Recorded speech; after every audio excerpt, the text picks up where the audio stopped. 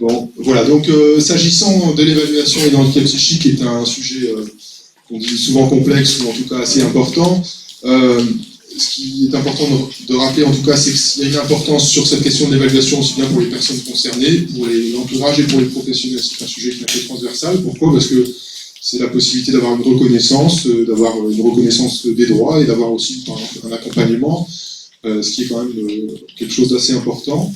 Même si c'est vrai que le mot handicap psychique est parfois connoté péjorativement, en tout cas n'est pas un terme qui est apprécié forcément par tout le monde, c'est aussi c'est plus la particularité des besoins au quotidien qui nous importe et des difficultés ou des potentialités de la personne qui la questionne dans son environnement. Alors, les enjeux sont quand même importants, puisque, bon, il y a quelqu'un de la MDPH du Nord qui est là dans la salle aujourd'hui, mais on sait qu'il y a de plus en plus de besoins exprimés, notamment qui font l'objet de demandes à la MDPH. Notamment, il y a un certain nombre d'entre vous qui accompagnent ce public-là et qui voient le public en augmentation. Et puis les personnes aussi qui veulent reconnaître un certain nombre de choses. Et puis il y a des améliorations aussi importantes à engager. C'est parfois on dit, dans un jargon professionnel, c'est un terrain en friche où on sait qu'il y a des améliorations à engager sur l'évaluation. Alors un autre point qu'on retrouve dans les spécificités de l'accompagnement de la NES qui est sortie, c'est cette notion de coévaluation des besoins de la personne et d'une valorisation de ses potentialités. Ça, c'est quelque chose qui nous semble important sur le handicap psychique. Et une évaluation qui est nécessaire pour la compensation, l'accompagnement et le soin. Bon, et puis après, j'ai repris deux lois, la loi 2005 qui reconnaît le handicap psychique, et donc forcément qui s'inscrit dans la dynamique de compensation, d'accompagnement au même titre que tous les autres handicaps, et puis la loi 2002 qui porte sur l'évaluation continue des besoins des personnes et des attentes aussi, chose qui renforce cette idée d'enjeu important sur le handicap psychique. Alors, plus spécifiquement sur le groupe de travail, et je vous invite d'ailleurs à réagir pour ceux qui font partie du groupe de travail de cette occasion, on se réunit là depuis maintenant une année à peu près. Il y a eu 5 réunions, une quinzaine de personnes d'horizons assez différents qui ont voulu donc s'engager sur la démarche de réflexion sur l'évaluation, avec un objectif d'abord qu'on avait défini, qui était de définir ce que c'est que l'évaluation de handicap psychique, quelles sont les pratiques en matière d'évaluation, le réseau, l'implication des familles, des professionnels et les moyens de compensation. Donc avoir finalement un regard assez large et explicatif de toutes ces notions-là, et puis surtout de réfléchir et de se conforter dans les pratiques. Donc sur un mode assez réflexif, sans forcément avoir de réponses toutes faites, mais de partage nécessaire et intéressant.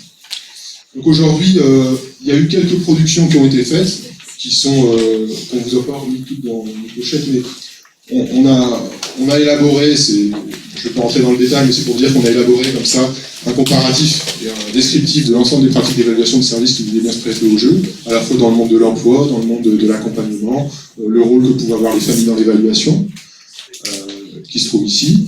Et puis, il y a également un recueil des outils qui a été fait par les acteurs qui ont bien voulu aussi faire part de leurs outils mis en place, leurs pratiques d'évaluation en cas du handicap psychique, là aussi de très variés. Et donc, voilà, 2 outils qui ont permis de faire un peu cet état des lieux et d'identifier différentes pratiques. Alors, on va en parler un peu tout à l'heure.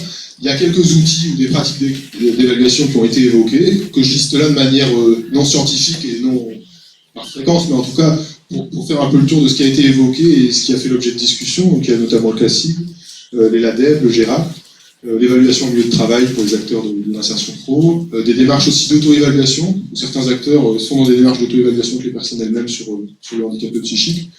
Ce qui constituait forcément une partie importante aussi, c'est les démarches d'observation, des visites à domicile, des entretiens, ou aussi beaucoup d'outils élaborés à l'interne par les équipes elles-mêmes, sur la base de eux, ce qui leur semblait pertinent pour l'accompagnement de ces personnes.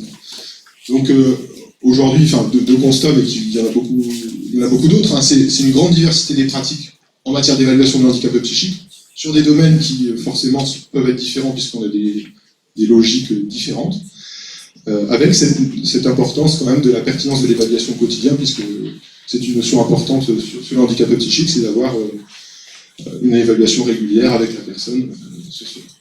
Un petit focus sur la MDPH, puisque c'est important. C'est vrai que la démarche d'évaluation dans le cadre des MDPH, dans le cadre de professionnels qui accompagnent différentes forcément, mais sur la MDPH, donc il y a le GEVA qui a été repris et les limites du GEMA peut-être aussi par rapport au handicap psychique.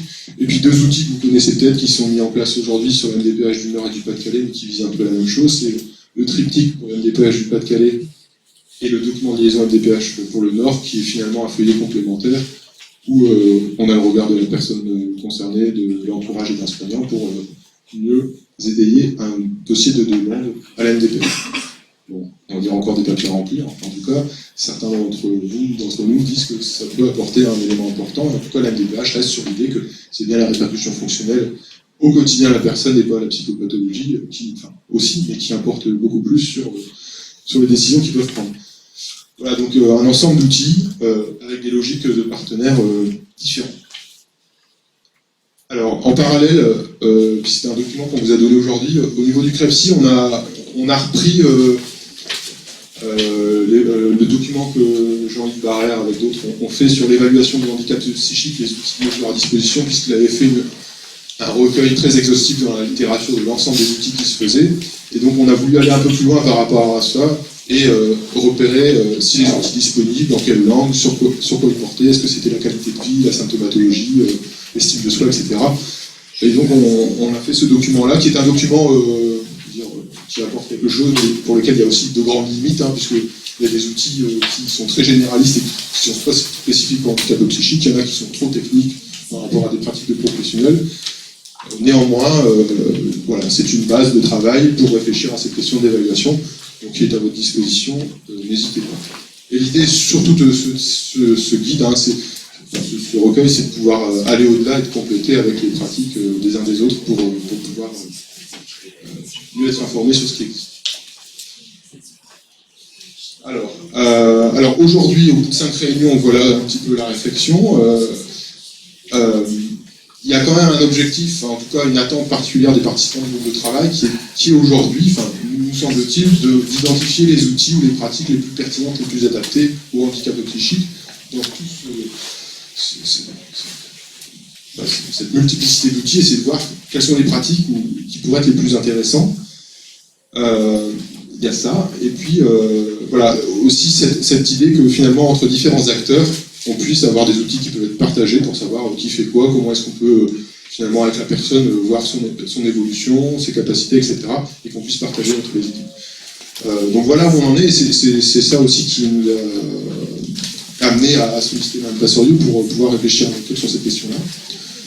Alors, quelques perspectives, on va dire questionnements que vous partagez peut-être, en tout cas qu'on a au niveau du CREPSI, c'est l'idée de quelle évaluation à quel niveau. On voit bien qu'il y a une diversité d'acteurs, il y a une diversité professionnelle, il y a une diversité de niveaux. Donc finalement, on se dit quelle est l'évaluation, enfin, quel va être le but de telle évaluation à tel niveau. On voit bien que les enjeux pour la MDPH sont différents de professionnels psychologiques en foyer de vie, par exemple, sur l'évaluation de handicap psychique. Il y a cette question-là, il y a la notion qu'on a évoquée dernièrement avec un partenaire aussi, c'est par exemple l'évolution des SAMSA et le fait qu'ils peuvent être mobilisés de plus en plus sur la question d'évaluation du handicap psychique, au-delà des dimensions d'accompagnement, et finalement comment est-ce qu'on se positionne par rapport à ça. Quelle collaboration entre les acteurs pour mener des actions d'évaluation, c'est aussi une question qui peut se poser. Alors après, la question de la sensibilisation aux outils d'évaluation, voire de la formation là-dessus, je pense que Mme Passorio pourra peut-être en échanger, puisque c'est vrai que la communication, en tout cas, sur cette démarche-là est importante, et on voit au niveau national qu'il y a des réflexions importantes sur l'évaluation. Et puis bon, toujours dans un esprit collaboratif, d'essayer de voir si, en tant qu'acteur de la région, professionnels, familles ou personnes concernées, vous avez des attentes particulières pour pouvoir avancer ensemble sur cette question d'évaluation. Voilà un petit peu l'état des lieux. Je ne sais pas si j'étais fidèle à ce qui a été fait.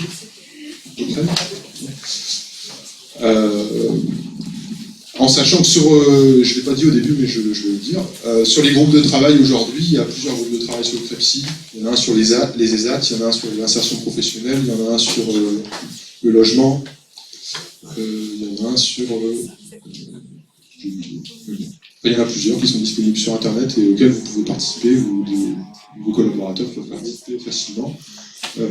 Avec des objectifs différents. Il y en a qui sont dans des démarches d'état des lieux, il y en a d'autres qui sont dans des démarches de construction d'outils d'information. C'est assez varié. Voilà un petit peu. Est-ce que vous avez des remarques ou des questions particulières sur cette dimension de travail d'évaluation.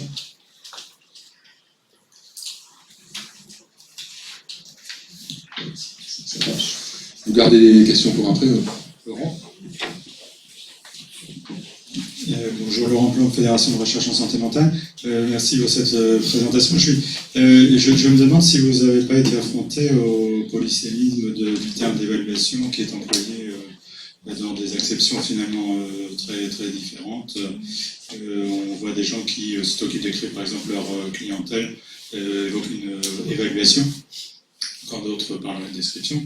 On voit que l'emploi d'échelle clinique, c'est également l'évaluation de l'expression de personne. Et il y a au moins un troisième sens, c'est est-ce que l'action que j'ai a une portée positive, et donc est-ce que je peux porter un jugement de valeur favorable si possible sur ce que j'ai fait. J'ai l'impression que vous avez été confronté à cette diversité des acceptions et des définitions peut-être du terme d'évaluation.